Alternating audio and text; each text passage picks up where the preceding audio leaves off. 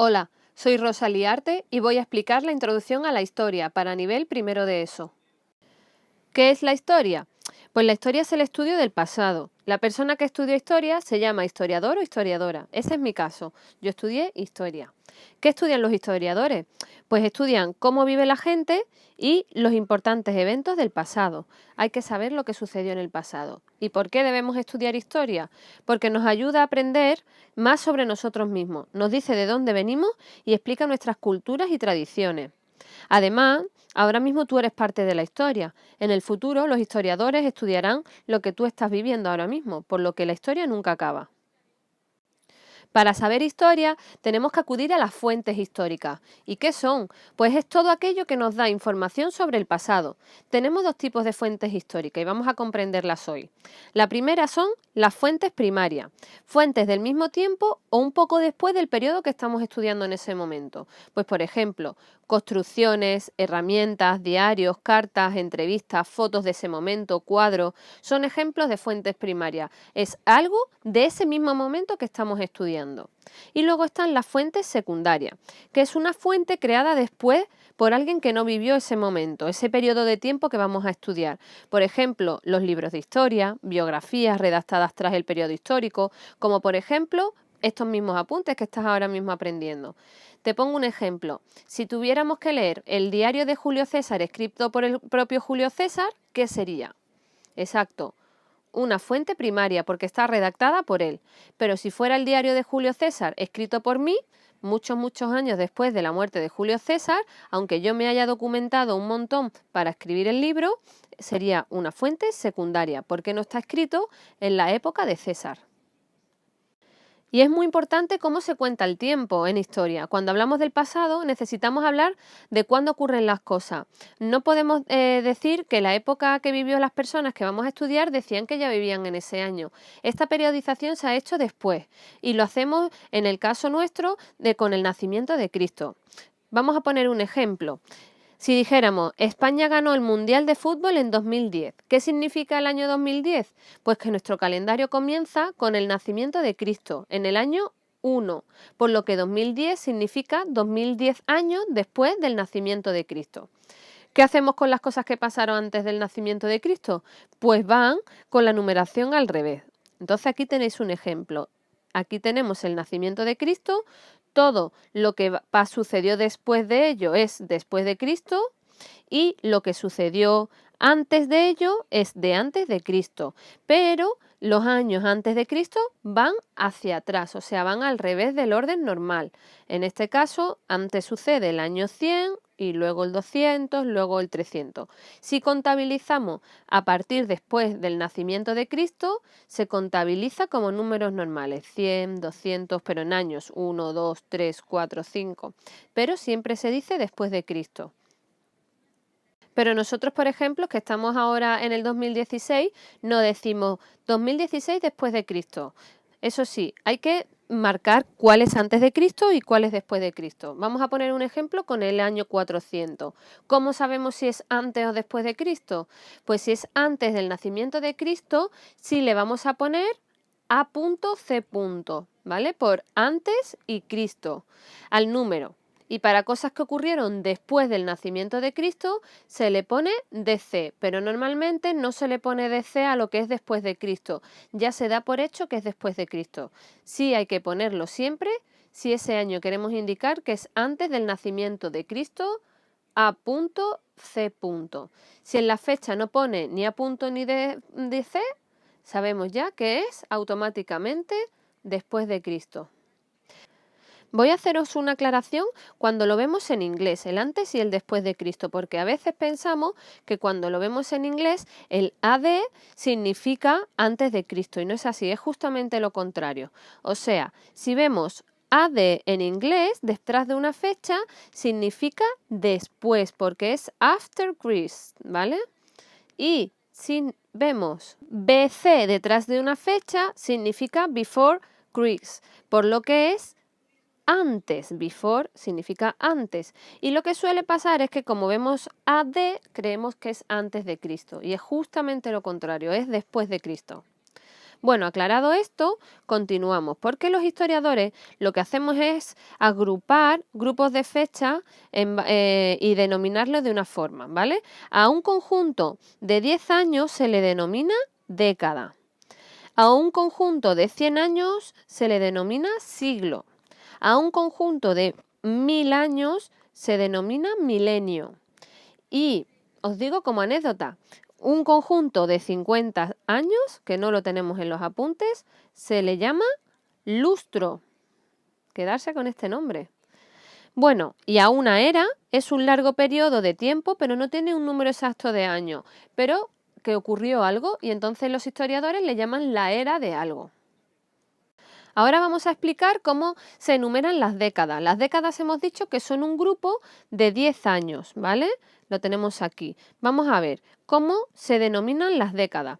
Se denominan tras el primer año de la década, o sea, un grupo de 10 años, si es desde 1920 a 1929, como aquí pone el ejemplo, se le conoce como la década de los años 20, refiriéndose al siglo que está hablando en ese periodo. O sea, aquí está dando por hecho que se sabe que ese periodo es en 1900 y diciendo la década de los años 20, se sabe ya que es el periodo de los años de 1920 a 1929.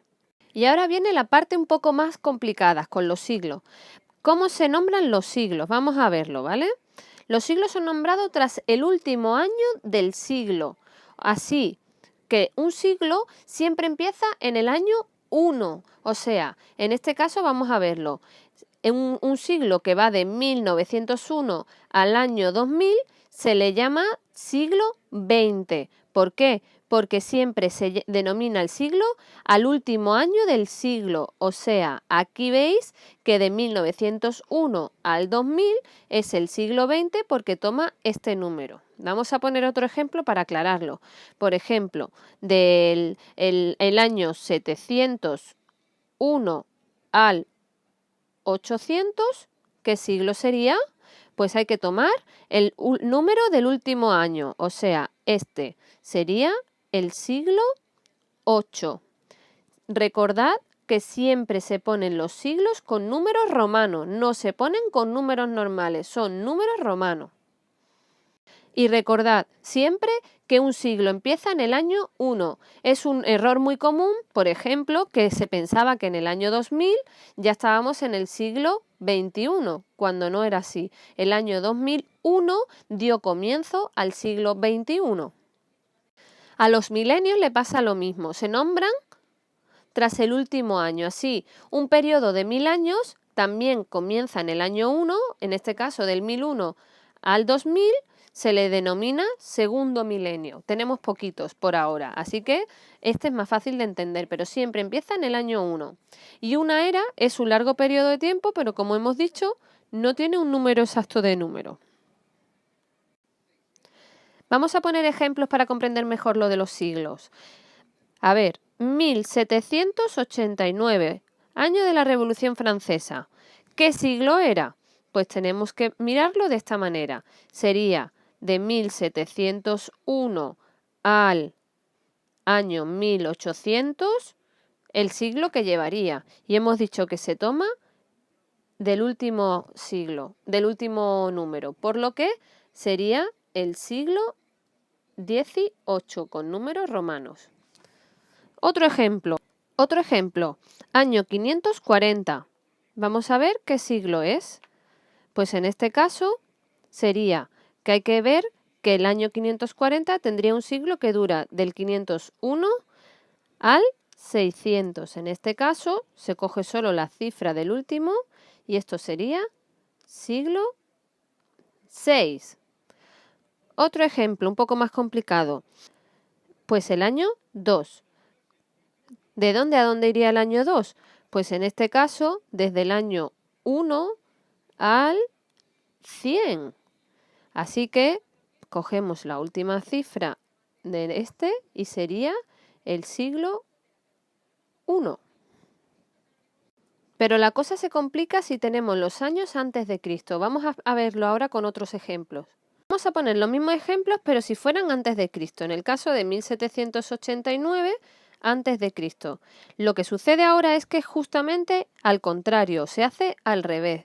En este caso, 1789 antes de Cristo iría del año 1800 antes de Cristo al 1701 antes de Cristo, porque los años van al revés en antes de Cristo.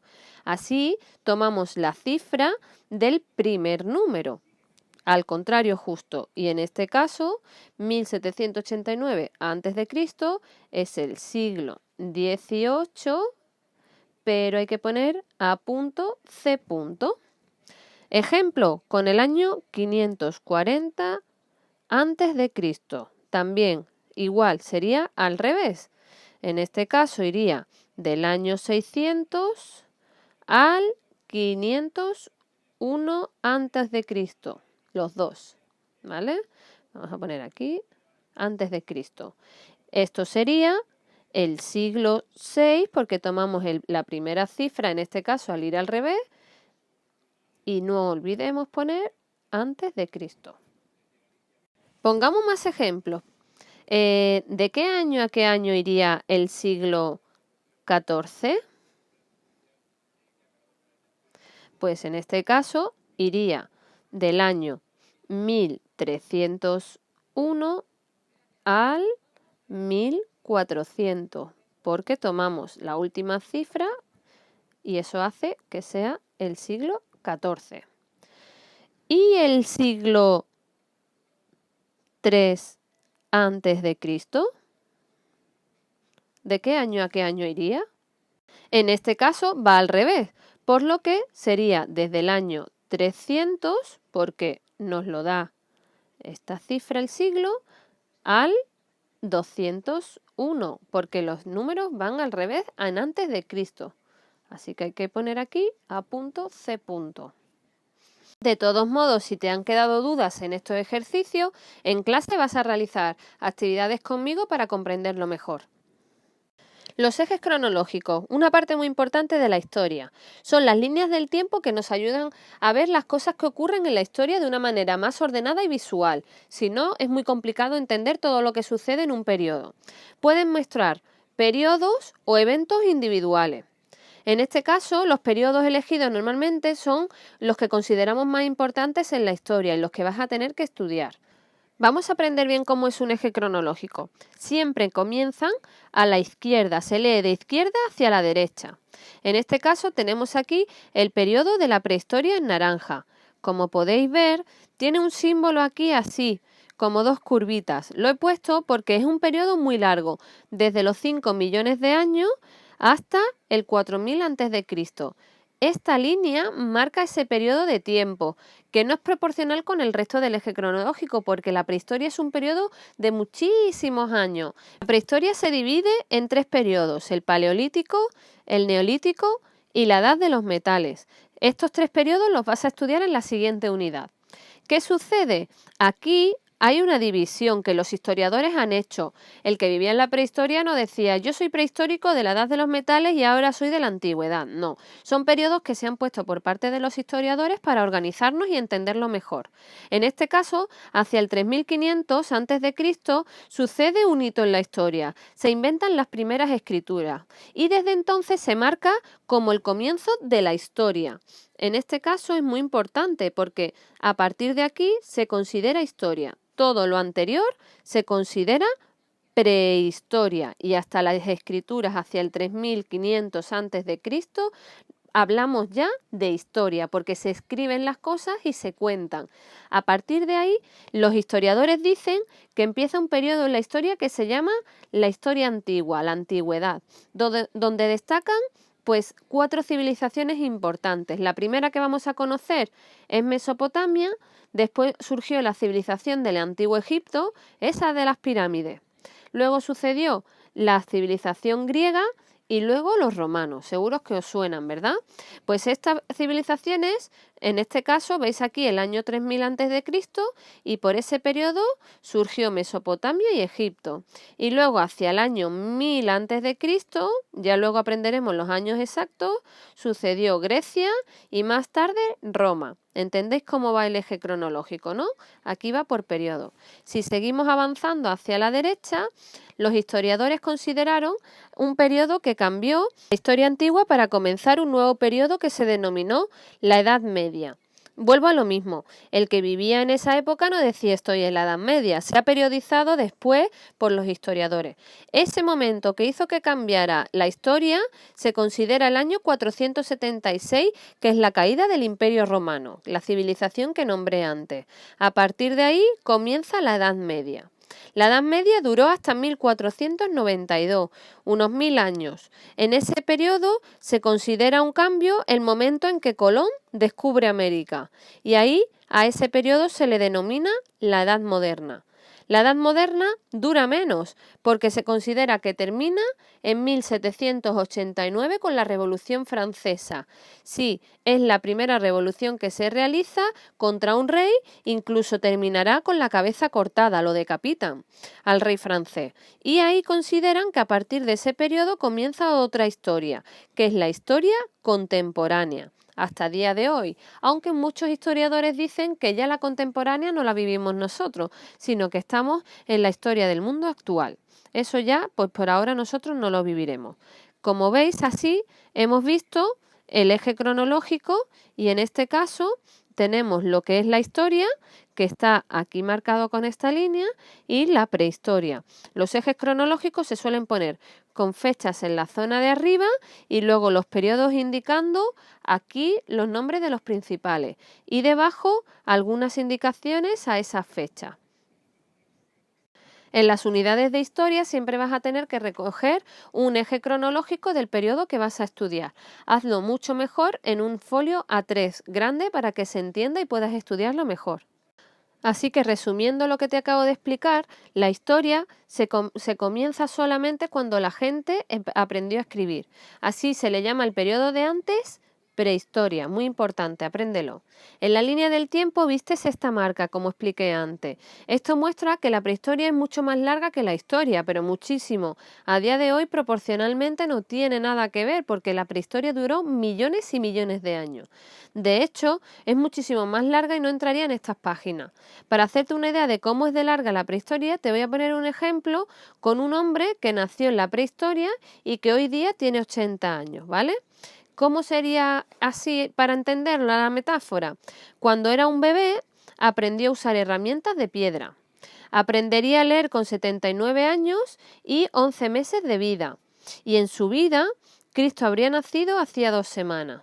O sea, nosotros ya llevamos 2016 años después, pues en su vida de 80 años Cristo llevaría solamente 2 semanas y en su vida la televisión se habría inventado hace 10 horas, para que comprenda que el periodo de la prehistoria es enorme en proporción con lo que llevamos a día de hoy de historia, desde que el hombre escribió por primera vez hacia el 3500 a.C. Te pongo este ejemplo también para que comprenda que las líneas del tiempo se hacen diferentes dependiendo del país en el que estés. ¿Cómo es de diferente en este caso si estudias en inglés, ¿vale? Hay varias diferencias con las líneas del tiempo en España. Mira, en España tenemos el Paleolítico, el Neolítico y la Edad de los Metales en la prehistoria. Sin embargo, si estudiaras en Inglaterra, se le llamaría la Edad de Piedra, la Edad del Bronce y la Edad del Hierro, a estos 3 periodos. Sin embargo, si estudias en España, tenemos la Edad Moderna y la Contemporánea, como hemos visto anteriormente, desde el descubrimiento de Colón hasta la Revolución Francesa. Sin embargo, en Inglaterra, en Gran Bretaña, a todo este periodo se le conoce como la Edad Moderna. No hablan de la Edad Contemporánea. Hasta aquí has aprendido la introducción de la historia y ahora puedes copiar todos los apuntes en tu libreta para el día que indique la profesora.